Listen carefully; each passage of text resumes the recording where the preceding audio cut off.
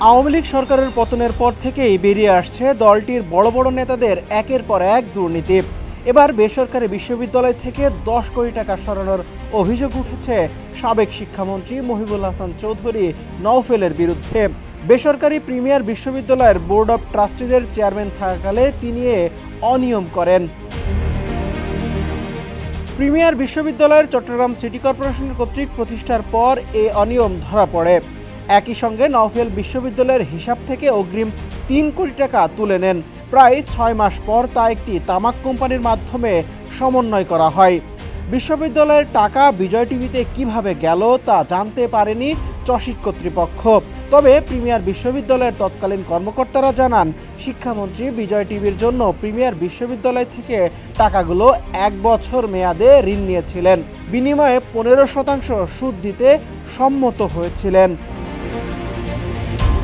বিশ্ববিদ্যালয়ের বর্তমান board of ট্রাস্টিদের চেয়ারম্যান ও চসিক মেয়র ডক্টর শাহাদাত হোসেন বলেন, সাবেক শিক্ষামন্ত্রীর প্রতিষ্ঠান বিজয় টিভি 10 কোটি ও স্বাধীন নামে আরেকটি সংস্থা 4 কোটি টাকা নিয়েছে বলে তথ্য পেয়েছে। বিশ্ববিদ্যালয়ের টাকা শিক্ষার উন্নয়নে ব্যবহার করা হয়। এখানে ব্যবসা কিংবা অন্য খাতে বিনিয়োগের কোনো সুযোগ নেই। বিষয়টি খতিয়ে দেখে আইনানুগ ব্যবস্থা নেওয়া হবে। ছাত্র জনতার অভ্যুত্থানে গত 5 আগস্ট শেখ হাসিনা সরকারের পতনের পর থেকে আত্মগোপনে নওফেল চেষ্টা করেও সমকাল তার বক্তব্য জানতে পারেনি। বিজয় টিভির প্রধান নির্বাহী কর্মকর্তা সাজ্জাদ মাহমুদ রুবেলকে একাধিকবার কল দিলেও রিসিভ হয়নি। 2001 সালে প্রিমিয়ার বিশ্ববিদ্যালয় প্রতিষ্ঠা করে চট্টগ্রাম সিটি কর্পোরেশন। সমকালের হাতে আসা নথি অনুযায়ী 2024 সালের 3 মে প্রিমিয়ার বিশ্ববিদ্যালয়ের ইউনাইটেড কমার্শিয়াল ব্যাংকের চট্টগ্রাম মেডিকেল কলেজ শাখার একটি চেকে 10 কোটি টাকা নওফেলের প্রতিষ্ঠান বিজয় টিভি লিমিটেডে সরানো হয়েছে।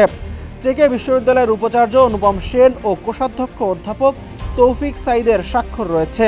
দুজনই শিক্ষার্থীদের আন্দোলনের মুখে গত 6 ডিসেম্বর পদত্যাগ করেন। শিয়া বাটার ও ভিটামিন ই সমৃদ্ধ lily glam beauty soap. Lily, always beautiful. এছাড়া 2023 সালের 27 মার্চ প্রিমিয়ার বিশ্ববিদ্যালয়ের ব্যাংক হিসাব থেকে 3 কোটি টাকা নেন নওফেল। একই বছরের 1 অক্টোবর তামাক কোম্পানি তারা ট্রেডার্স লিঙ্ক থেকে ওই পরিমাণ টাকা প্রিমিয়ার বিশ্ববিদ্যালয়ের হিসাবে জমা হয়। তামাক কারখানাটি বিদেশি ব্র্যান্ডের নকল সিগারেট বিক্রির দায়ে অভিযুক্ত। এর মালিক সিটি কর্পোরেশনের সাবেক প্যানেল মেয়র আব্দুস সবুর লিটন, যিনি নগর আওয়ামী লীগের রাজনীতিতে নওফেলের অনুসারী। ডেস্ক রিপোর্ট, সমকাল।